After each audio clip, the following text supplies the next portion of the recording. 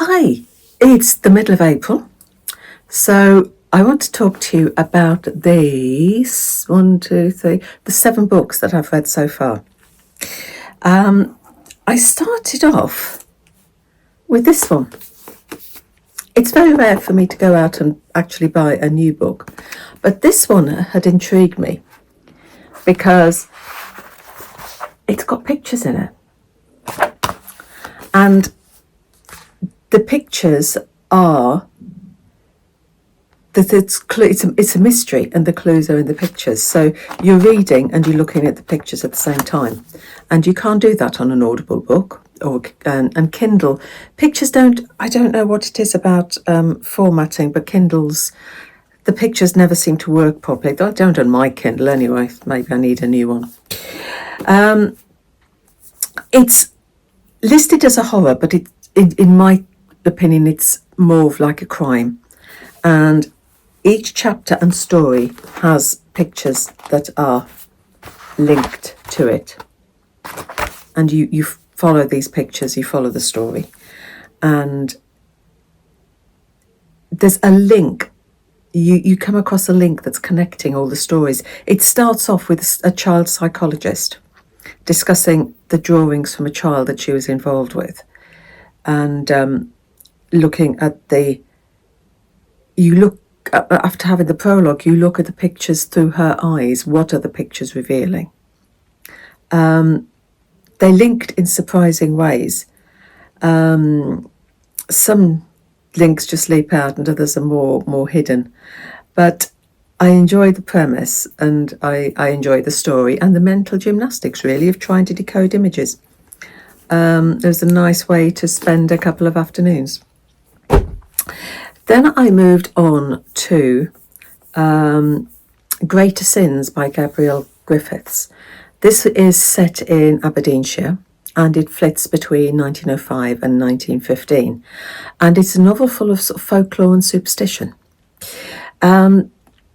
It starts in 1915, and you've got Lizzie, the wife of a wealthy landowner, who is collecting moss in the peat bogs, and finds the preserved corpse of a young woman.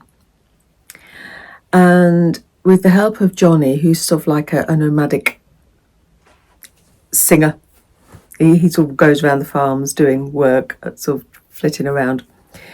They pull the body out, and this is the beginning of what could be coincidences, because as soon as a woman's pulled out, things start to go wrong. The crops can't be lifted because of the weather change. A young soldier that went off to war comes back badly maimed. All this body seems to be a catalyst for uncovering long and buried secrets. And everybody has flaws. And in the time switch back to 1905, you meet Lizzie before her marriage to William, who is at the war. And you meet Johnny in 1905 as well, and he's got a past that he's running away from. But of course, past and present always collide, don't they? It's a dark, smoky atmosphere, and the body in the background's a silent presence. Then I read one from the Yoto Carnegie shortlist, and it's King of Nothing by Nathaniel Lassaur. Now, he had a book on last year's shortlist as well. And it covers so many topics, but it's a book that I think would appeal to boys. Anton is the king in the schoolyard. There's this little gang of 4, and they are feared. This gang of 4 walk through the yard and everybody gets back. They were not going to mess with these 4. And Anton's the king because his dad is in jail. So he's got a reputation to uphold.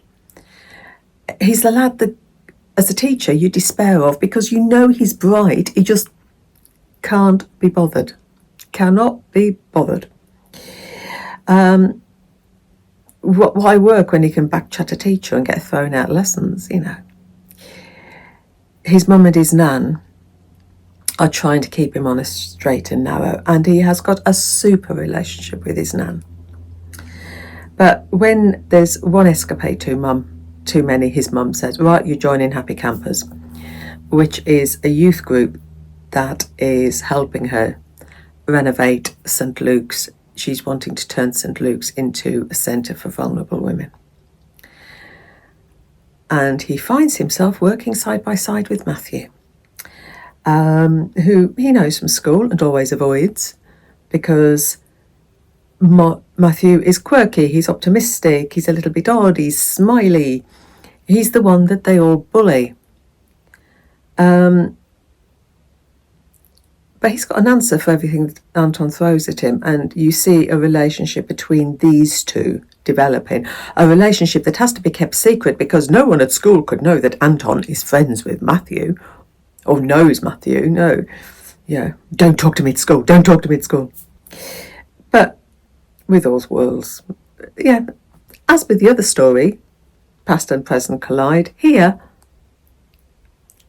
Anton's life with Happy Campers collides with his life as king of the school. It's a novel that looks at toxic masculinity, and it is a book for boys. I think it's got a good message for boys, and it's a coming of age that covers friendships, family and loss. Then I read Evie Wood's new one, The Mysterious Bakery on Rue de Paris. I'd loved The Lost Bookshop. So, and with her, you're going to get a book that has got a little bit of magic in it. And you've got Edie, who's approaching 30. She's been caring for her mum. She's been caring for mum who's recently died of cystic fibrosis, and now she wants to almost have a fresh start. So she applies for a job as an assistant manager in this little bakery, which she thinks, because of the address, is in Paris, but it turns out to be in a little village about an hour away from Paris, and it's a little vintage type, quaint little bakery. And she soon finds a feed, gets to know regular customers, but there's a mystery because she's never seen the baker. And she's told never to go down to the basement. So that's a little mystery that keeps going. And you've got the bank trying to foreclose on the bakery. And then you've also got a little bit of romance as well. And the secret ingredient in the bakery that we all need in our lives. Then Chris Chibnall has written his debut novel. He wrote a crime series, Broadchurch, that was on TV a few years ago. And this is his debut novel. And it's set in a village called Fleetcombe, which seems to be a nice little picturesque village. But it starts off with a murder, because the local landlord, Jim, is found on the main road out of the village, naked, tied to a chair, dead, with antlers on his head. And coming in to investigate this, you've got Nicola Bridge, who's returning to the village from ex-CID, returning to the village for personal reasons. And she's solving this with DC Harry Ward, who's like one of these fast-track policemen, who's totally in awe of her. He doesn't want to make a mistake, because this is Nicola Bridge, she's ex-CID. So you've got these two. And then you've got a whole cast of characters and suspects, and details of Jim's life and his past are revealed. You've got stories about the other people in the village. You've got his sister Patricia, you've got the delivery man Edie, you've got Deakins the farmer, and you've got little girl Shannon.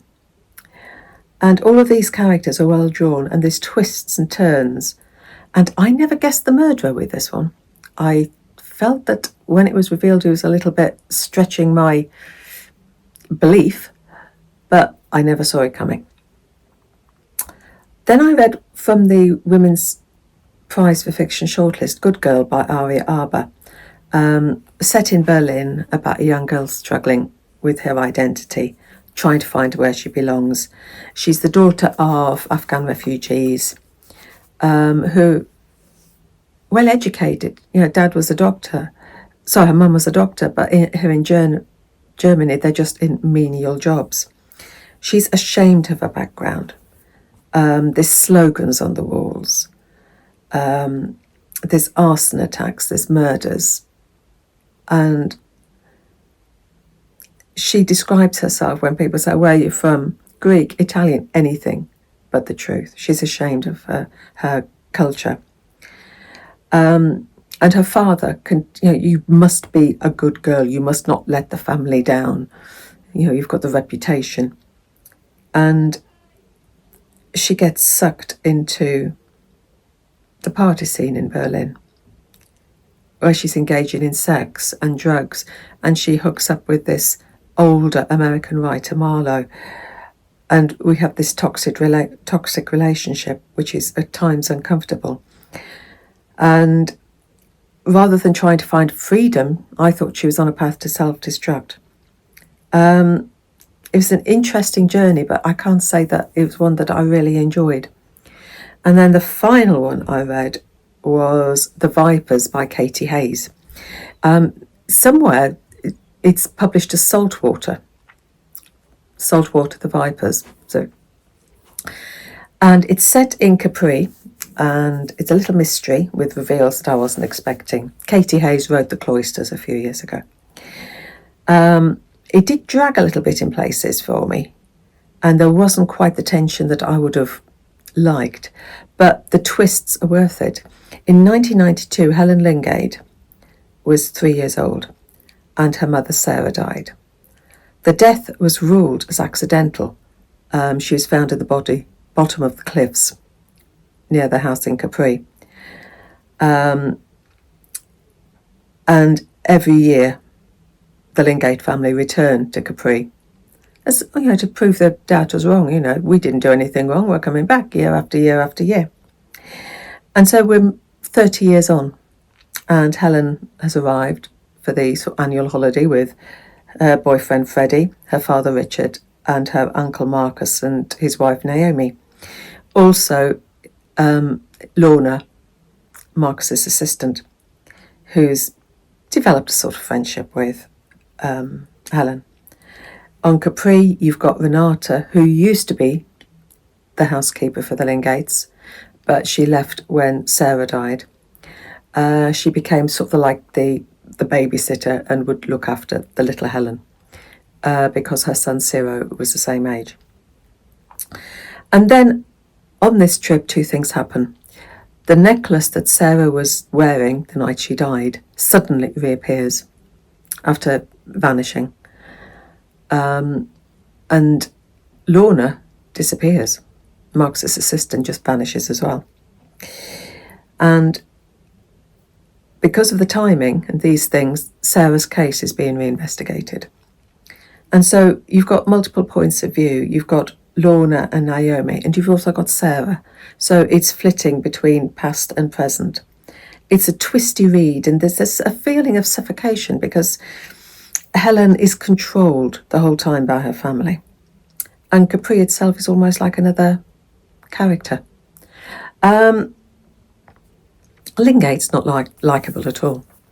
So those are the 7 books that I read for the beginning of this month. So far in the lead, I have got King of Nothing by Nathaniel Assor. This book about this young lad who's king of the playground, king of the yard, and the messages he gives about toxic masculinity. So that is it. Halfway through April. Let's see what the second half brings. I'm hoping to read a few more of the Women's Prize for Fiction shortlist, but I'm way down the list in the library, waiting for the books to come back. So we'll see. Happy reading. Take care.